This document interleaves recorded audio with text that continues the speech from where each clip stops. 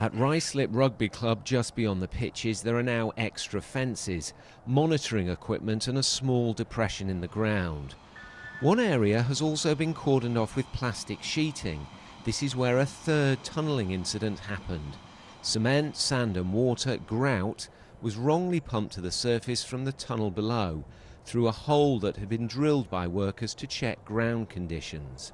At the rugby club, there is some worry. The reality is it does cause further concerns because you've got local residents, rugby club members asking the question. We're obviously now in the press and you know, on TV and the newspapers. They're naturally concerned. What's going on? Is it safe? This is what happened on March the 20th. Brown liquid bubbled up. HS2 says it was air and water. There was also another incident in February. Residents nearby say they have been reassured, but there are concerns. Are you worried? Since you mentioned the sinkhole in the rugby hole, it probably is a bit of a concern, to be fair, but I haven't been worried, if I'm honest with you. I think that's just because infrastructure these days, you'd kind of trust them, right? So you think technology these days is advanced enough for them to do things correctly. We had a good survey around.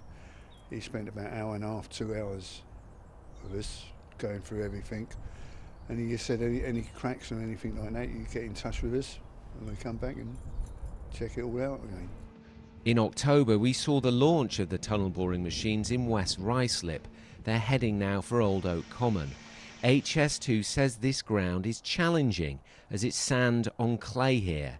It's now using a different tunnelling fluid which should help.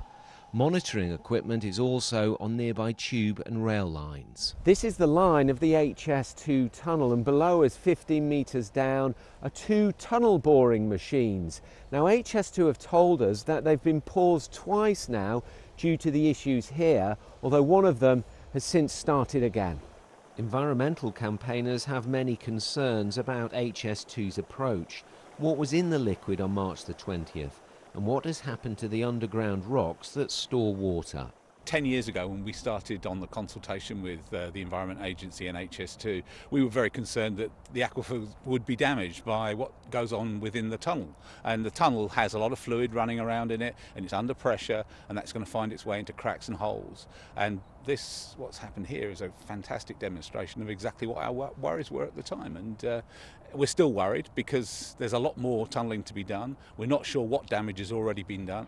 The tunnel is just about to be bored under a whole street of houses who are built on the same strata and the same geology as this. And if there's subsidence here, there's going to be subsidence there. No one from HS2 was available for interview. It has apologised for the grouting error, which it says has now been cleared up, and says the site is safe. Monitoring for movement will continue, and continuous mining will restart, it says, once the new method has been assured. But here, there's still uncertainty and concern. Tom Edwards, BBC London.